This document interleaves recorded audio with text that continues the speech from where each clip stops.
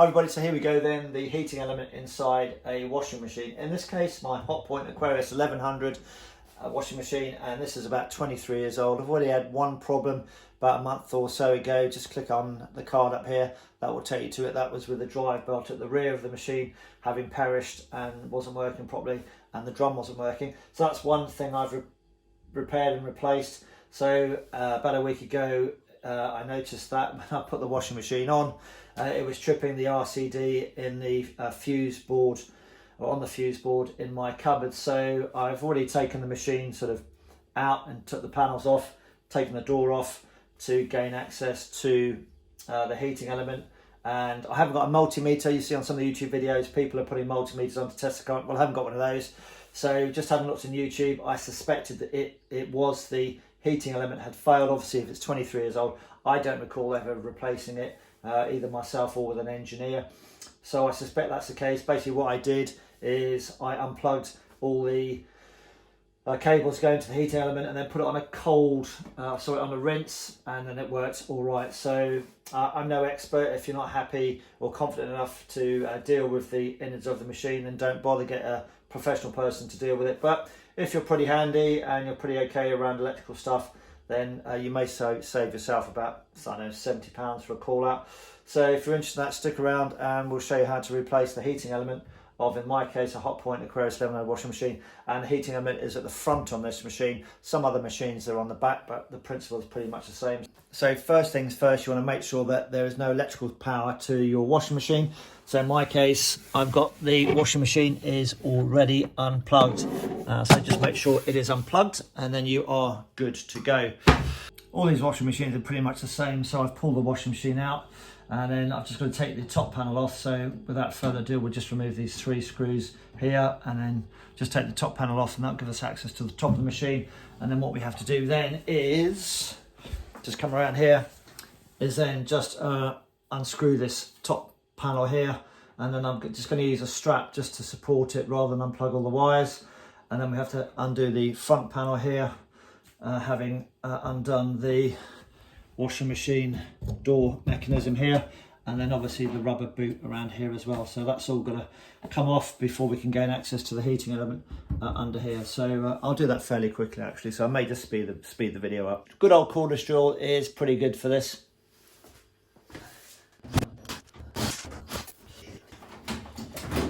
So remove the top panel, and then in my case I've got a number of screws on the top here which I just need to remove. So drawer out.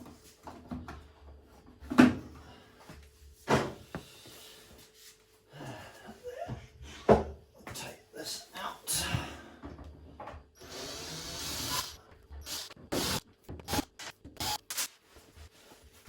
So if your machine has the heating element at the rear, then it's a lot easier than taking all these bits off. But obviously in my case the heating element is here, so I've got to gain access to the heating element. But on some machines it's at the back and you just remove the back panel, so it's a lot easier.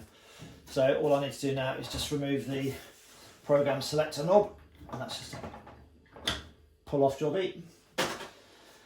And then I can just remove this, and then rather than it dangle down and pull on the wires, I'm just going to use a little strap actually, and that will hold it in place. Oh.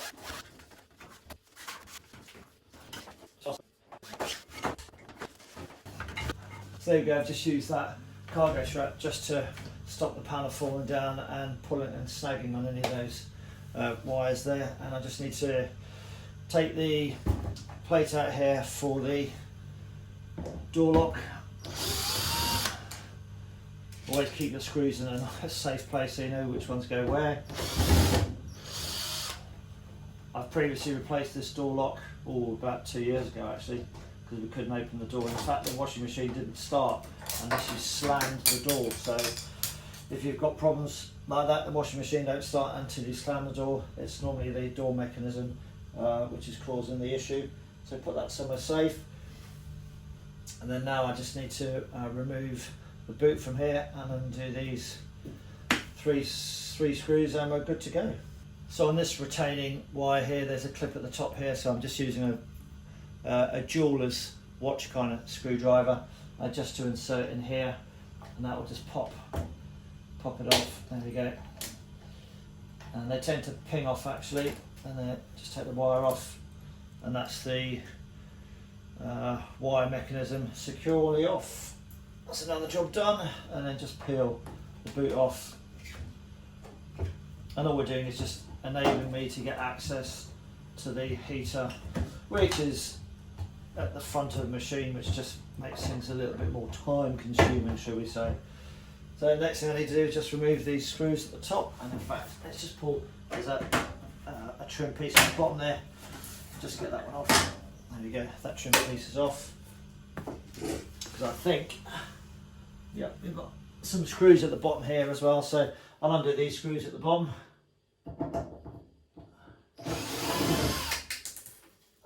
Again, just keep them somewhere safe so you know which screws go where. And I've just got the screws holding the top part of the front panel on, and then that's everything off.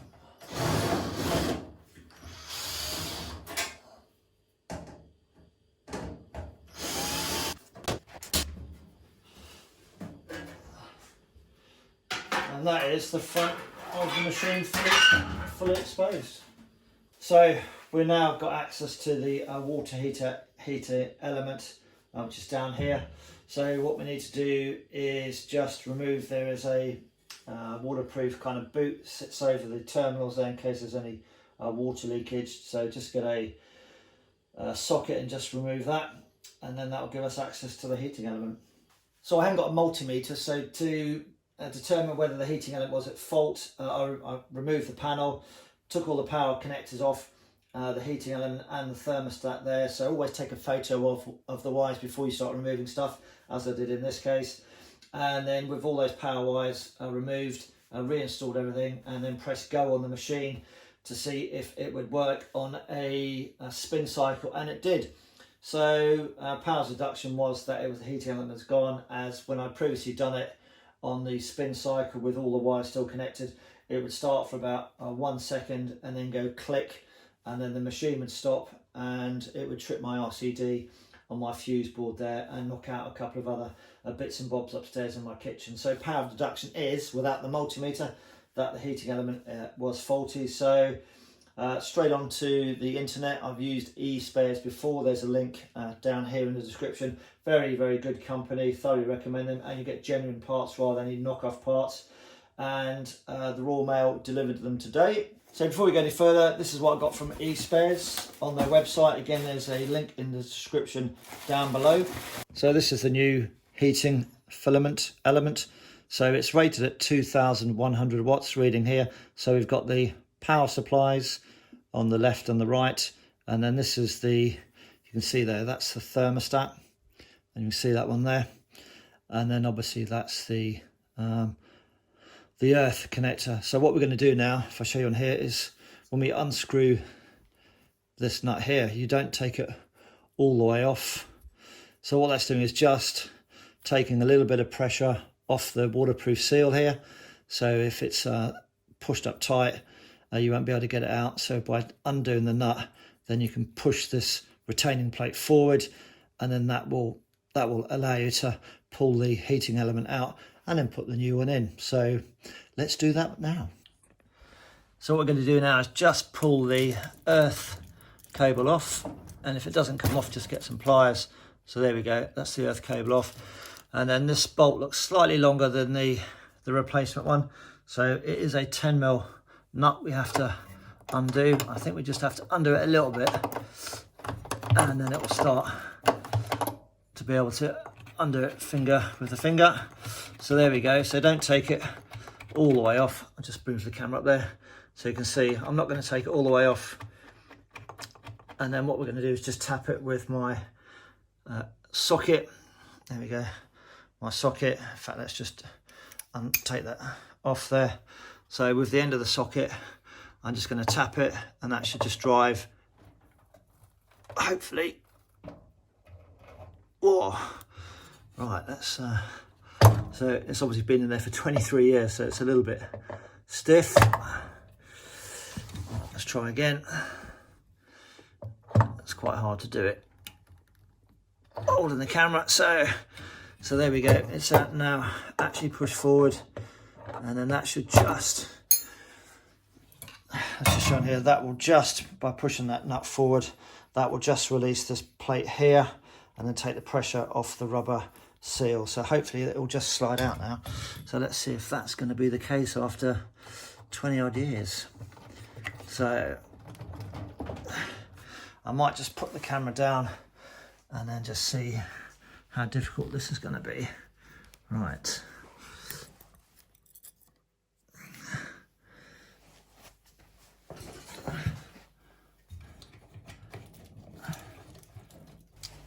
So I've tried to pull it out and it's not coming out very easily. So what you can do is get a flat bladed screwdriver and then just insert it into the machine and just gently twist it. And obviously you've got lime scale over 23 years been building up in there. Got a slightly bigger screwdriver as well. And then just, without nipping the wires, just rock it backwards and forwards. And then that should, says he, just release it and get it out. Again, trying to do it in real time, so gives you an idea of what's involved. Wow, so it's in there pretty tight actually. You don't want to damage the opening and run the risk of water coming out. So yeah, just take your time and just alternate between one side and the other side with the screwdriver. Right folks, it always happens to me. This is what I thought was going to be a 5-minute job. Clearly, as the heating element's been in there for 20 odd years potentially. Let me just get the new one. There is a bit of rubber here, you can see that, and when you screw the top nut up there, it compresses the bottom plate and that makes a seal with the washing machine, and it stops any water coming out. Obviously this rubber is nice and pliable at the moment because it's brand new. Obviously with it being in there for 23 years, the bulge, when you compress it, that's gone solid I suspect, and I just can't get it through the hole. So I'm going to have to come up with a plan B to get it out. Just been on the internet and there's some people have taken like 3 hours to get the wretched thing out. When it's brand new, it wouldn't take very long to get out. So I just removed the horizontal bar that goes across here, just with a view to me getting a bit more access. So I think I'm going to try and take out this bit here, which is the thermostat, and see if that gives me a little bit more purchase on the underside under here, to see if we can wedge something up under there to try and get it out. But obviously I don't want to damage the plastic drum. What I'm going to do is try and come up with a solution to get it out. So rather than bore you, I'll try and get it out and then I'll let you know how I got it out. So stay tuned. Plan B then, I've pushed the bolt through, taken the nut, I've pushed the bolt through. So that's meant I can pull the heating element out.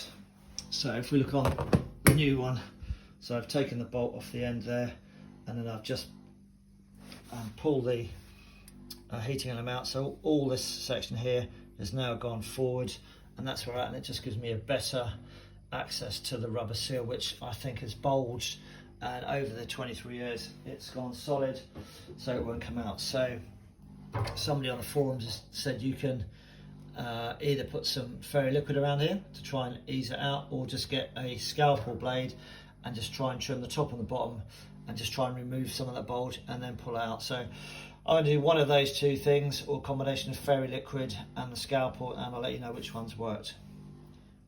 Right folks, I've put a lot of fairy liquid around here with my finger, but you're not going to be able to see it, but there is a bulge at the top part here which is stopping it coming out.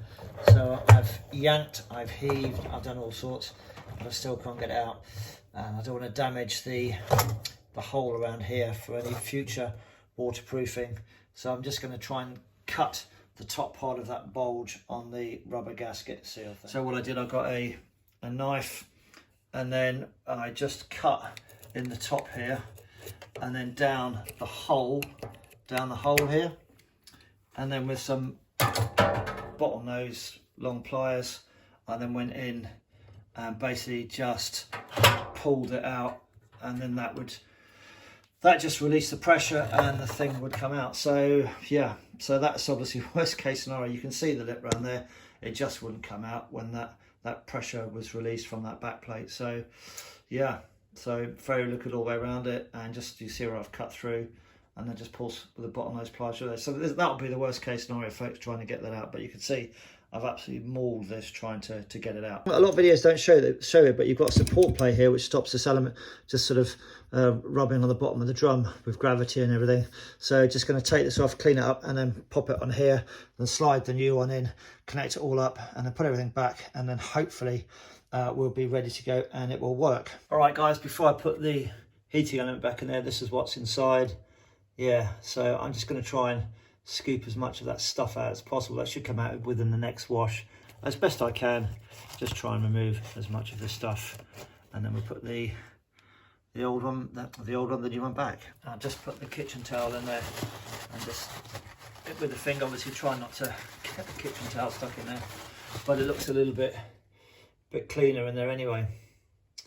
And the bit of rubber I cut off the top here, that I managed to get that out as well, so there's no bits of rubber left in there. So I've got the old plate mounted, having washed it, onto the new thermostat. So I think what we'll do is put the new thermostat into the washing machine. So here's the new heating element, and some of the YouTube channels do say put a little bit of fairy liquid around the rubber just to make things easier. So I've already got my fairy liquid out from trying to get the old one out, so just using the remnants of that. So I've actually got a new one of these, I don't know what you call them, support plates on order. So I may leave this one in, I don't know, but a couple of the arms have snapped on there. So yeah, I may put a new one in, but there we go, just feed it in. And there we go. And then all I need to do now is just tighten that nut up. And I don't think there's any torque setting, but we'll just tighten the nut up, and that is a 10mm. So just tighten that up, watertight seal, which is what's given us the problem. So I've got quite a big ratchet on here, so I'm not going to go mad with it. So just go till it starts to feel tight, and then a little bit for mum. Don't start threading anything. Right, I'm not going to do that any tighter than that. So yeah, anything that remains for me to do now is just to connect the wires back up. So I've previously taken a photograph of which wires went where, so I'll just, with reference to that, I'll do that now. Well, so guys, everything's back together. I'm more than happy with that. Obviously take photos of everything you do so you know which wires go where. But basically we've got the two live feeds for the heating elements. This is the thermostat, power, and obviously you've got the neutral here. So yeah, next shot you'll see was everything back together, and we'll put some stuff in the washing machine and press the go button and see if it works. And then not forgetting to put this cover on as well. And then popping the 8mm screw back on. Job done. Well, that's it, folks. This 5-minute job has taken me about 3 hours. Hopefully you find the video of use to yourself if you've got one of those heating elements, which should come out easily, but it doesn't. So this really was worst case scenario. I certainly wasn't expecting it. So everything's put back on the front panels and the top panel.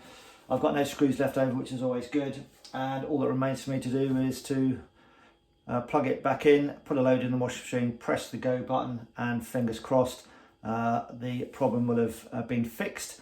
Finally, just press the go button and it hasn't tripped anything out. So that was the problem. Ta-ta. Hope you enjoyed the video. Yes, it's a result. Fixed it.